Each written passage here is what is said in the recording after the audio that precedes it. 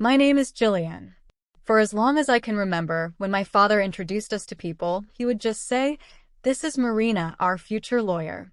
If I was around, I would be like, "And this is her sister." No name, no context, just a vague shadow in the corner. I used to think maybe I was imagining it, maybe I was being overly sensitive, but then came the prom 2 years ago, Marina's high school graduation. The whole family showed up in pastel colors and tight smiles. My name wasn't even on the banner, and when my father gave his speech, he said, "To my one true star." I was standing less than 3 feet away from him. At some point, I stopped arguing, stopped asking why they didn't print my college acceptances, why they never came to visit me, why every holiday card had a new picture without me. I remember looking at a Christmas picture they sent. They were all wearing red, even the dog, and where I used to be, Marina was in the center, holding the dog, flanked by our parents, like they were the perfect nuclear family. They didn't crop me out of the photo. They reshot the photo. No one said I was disowned. No one said so. But I learned how people disappear without funerals, how you can be politely erased. My name is Jillian Mendez, and if you ask my dad, I don't exist. The email arrived on a Tuesday. It wasn't from my family, of course not.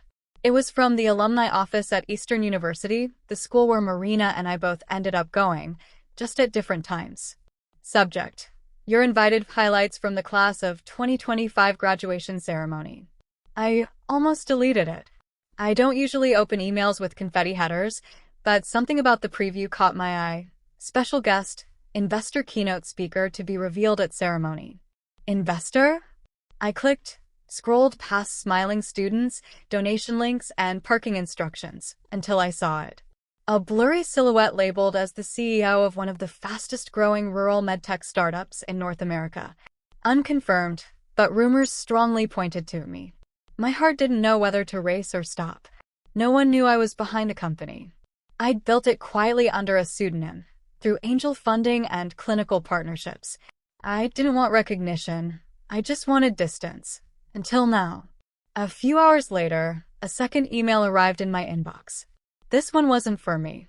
It was a chain of messages forwarded between my aunt and the rest of the family. Photos of Marina in her cap and gown, a catering menu, seating charts. Then, a line from my father: "Make sure Jillian doesn't find out about this. The last thing we need is a distraction on Marina's big day." Distraction. That one word hit harder than any insult ever could. They didn't just forget me. They planned around my absence. And for the first time in years, I didn't feel sad.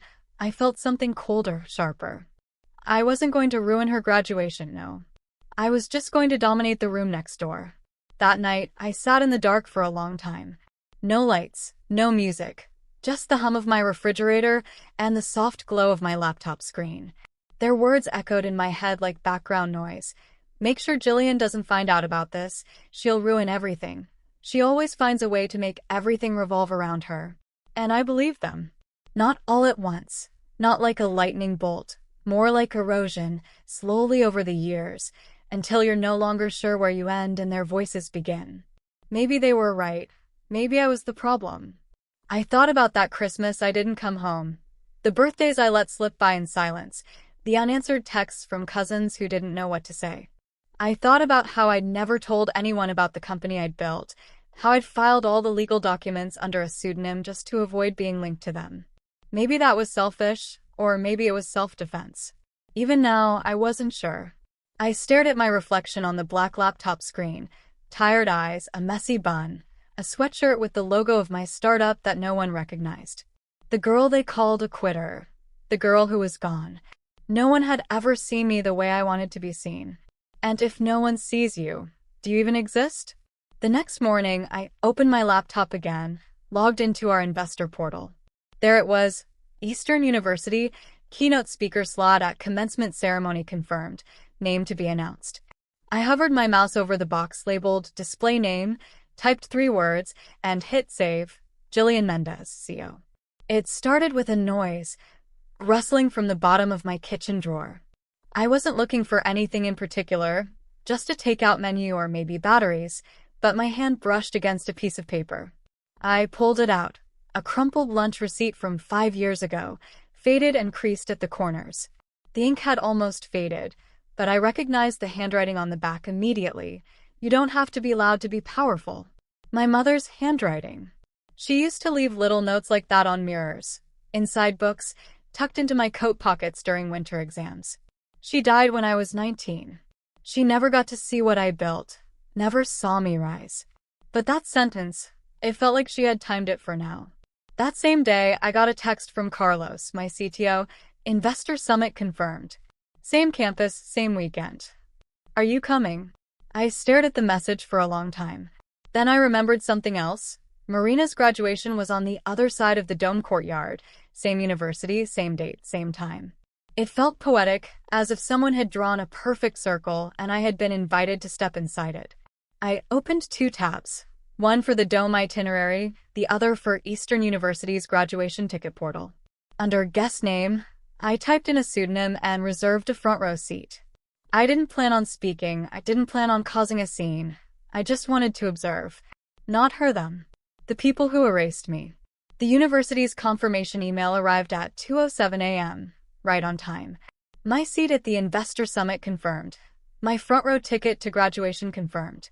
2 separate worlds, 1 campus, 1 weekend, and I had 1 foot in both. I didn't use my real name on the graduation ticket, just a variation of my monogram. I didn't want attention, not yet. I wanted proximity. I wanted to see my father's face when he realized that the ghost he'd buried could still walk into a room unannounced. On the morning of the trip, I packed lightly, a blazer, a black dress, and a pair of low heels I hadn't worn in years. The same pair I'd worn when I pitched my startup to a panel of investors who hadn't even asked if I had a college degree. Spoiler, I didn't, but I had numbers, a plan, and a reason. On the train ride east, I passed the old science building where I used to sleep between classes, where Marina had once told her friends I was just a dropout who followed her around. Now, my name was quietly circulating on the summit program. When I arrived, the usher at the graduation gate scanned my ticket and smiled. This seat was requested early, reserved in the front row. Looks like someone really wanted you here. I smiled back. I guess so. I sat in the 3rd aisle seat. The sun beat down on the back of my neck as the students filed in. No one noticed me, not yet, but I noticed everyone. And behind me, I heard my father's voice. Low, authoritative, speaking to security. My father was pacing near the entrance, talking to someone with a clipboard and a radio. His tone wasn't raised, but it was sharp, controlled, the kind of voice he used when he was about to remove someone without even raising a hand. I kept my head down. He didn't look at me directly, just swept the rows with that same disapproving look he'd used on me the day I left forever. The usher approached. Ma'am, may I confirm your name for the seating chart? I handed her my ticket. She nodded, smiled, and walked on. 2 rows ahead, my sister sat with the graduates, her cap perfectly tilted, her gown impeccable. She looked the same, maybe colder, maybe more polished, but I knew that expression, the one she wore when she was acting. She had always been good at playing the part. A professor walked by, stopped, looked at me twice, and then did a double take. Wait, he whispered, are you Jillian Mendez? That's me, I said, smiling only slightly. I read your case study on telecommunications infrastructure. Brilliant work, he said, loud enough for 2 people in the row behind me to turn their heads. Across the quad, the university banners fluttered. The speakers turned on. The ceremony was about to begin. Behind me, my father spoke again, louder this time. She shouldn't be here, she's not on the list. I didn't move. I let him stare, let him squint and fume and search, because the girl he thought he'd erased was gone. Only the woman in the front row existed, and soon the entire school would know her name. The Investor Summit was scheduled to begin 40 minutes after the graduation ceremony, across the quad, inside the glass auditorium. My company's name was already displayed on rotating banners. Golden Health, closing keynote. How one startup quietly changed everything. I slipped away during the 3rd speech, just as Marina's department chair took the podium. My seat was empty before my father could realize I'd been right in front of him. Backstage at the summit, my assistant handed me the final slide. All done. They don't know it's you yet. Even the dean thinks the CEO is some kind of Harvard recluse. I nodded, flipping through the slides. Data, metrics, projections, all solid, all impeccable, but something was missing. I opened the file, hovered over the last slide, the closing screen. It said simply, "Thank you."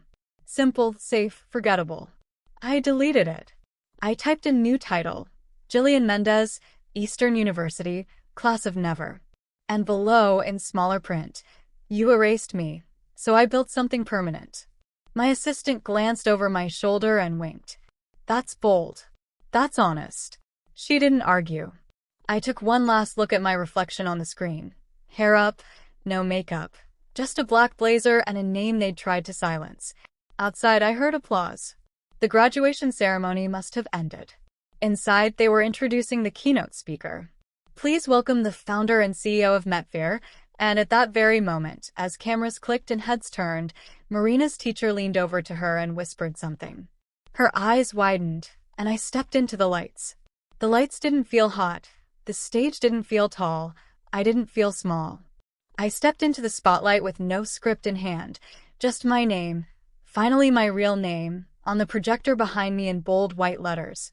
J.M. Mendez, CEO, Golden Health. For a moment, no one applauded. Not because they weren't impressed, but because they were connecting the dots. Whispers started first, then the phones went off.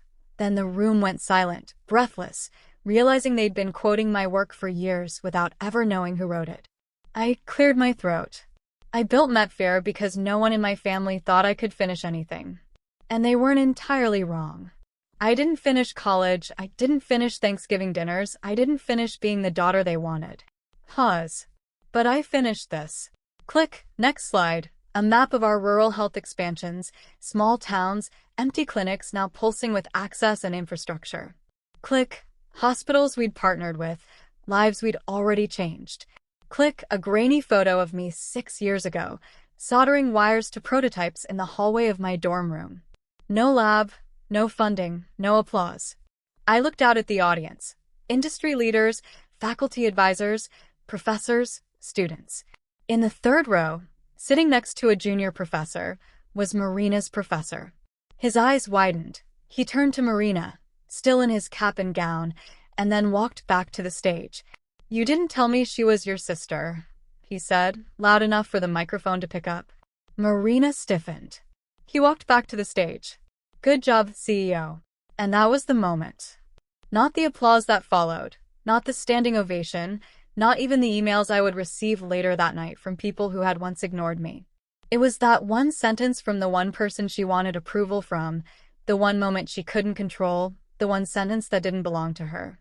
I didn't look directly at her, but I knew she was watching, and I knew my father was somewhere behind her, seething. I didn't need to say a word to them, because the truth had already spoken, and this time it had a microphone. I left through the back entrance. No press, no photos, just the echo of applause still vibrating off the glass panels behind me. I didn't wait for congratulations, I didn't stay for the reception, I didn't need to. By the time I reached the hotel lobby, my phone had already started vibrating. 37 unread messages, 6 missed calls from unknown numbers, and a text from my cousin. "Was that you on stage?" Dad almost choked. I didn't answer, I didn't need to. A clip of the moment had already gone viral.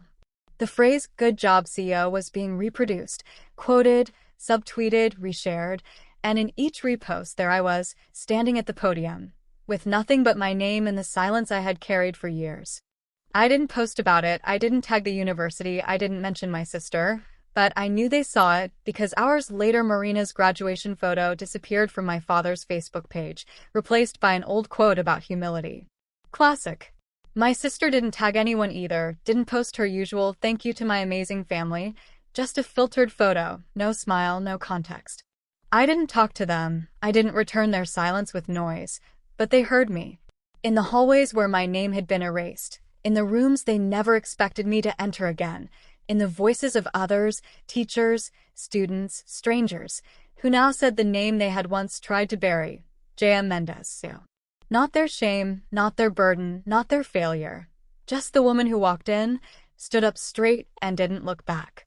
On the Monday after the summit, my inbox was full again.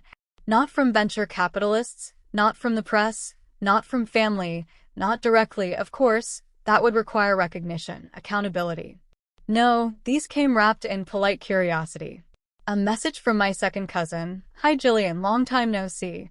Just saw the clip from the talk, wow. Any chance you guys are hiring interns this summer?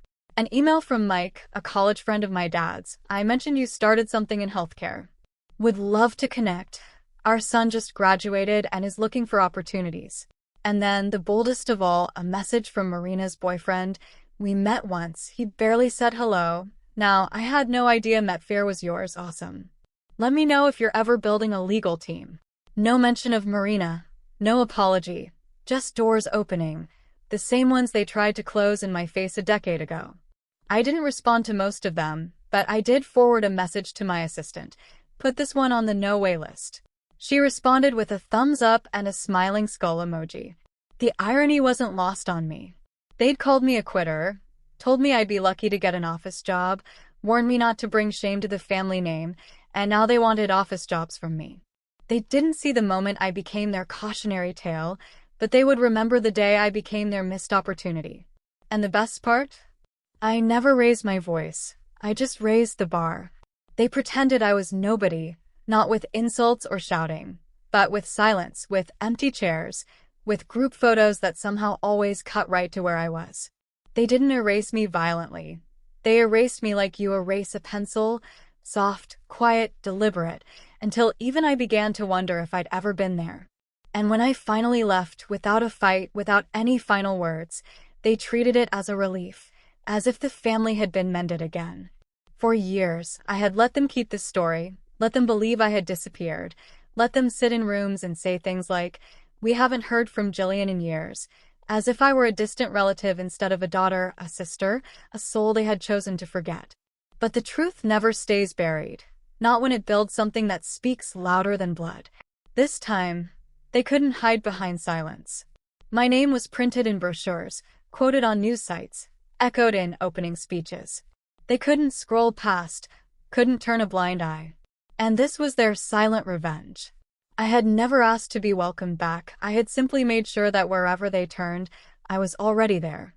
Not as the girl they had dismissed, not as the failure they whispered about, but as the woman they now had to Google, the woman with her own legacy.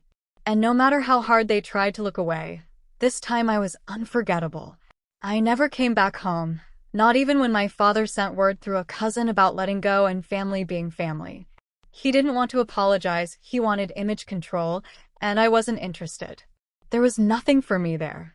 Not the room with the peeling wallpaper, not the shelf where my childhood trophies used to sit, not even the garden my mother had once tended, now overgrown with weeds and bitter in the summer heat.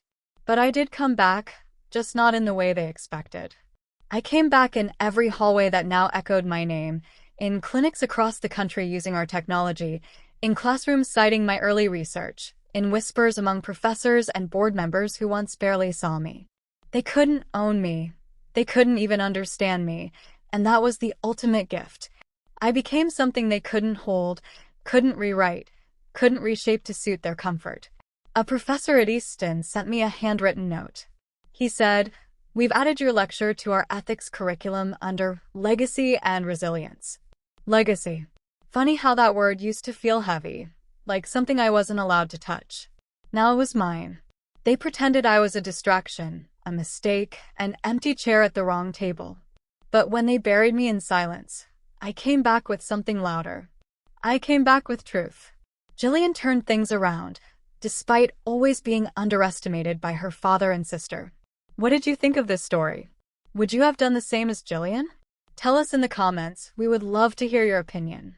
If you liked this story, please like and share this video and subscribe to the channel for more amazing stories.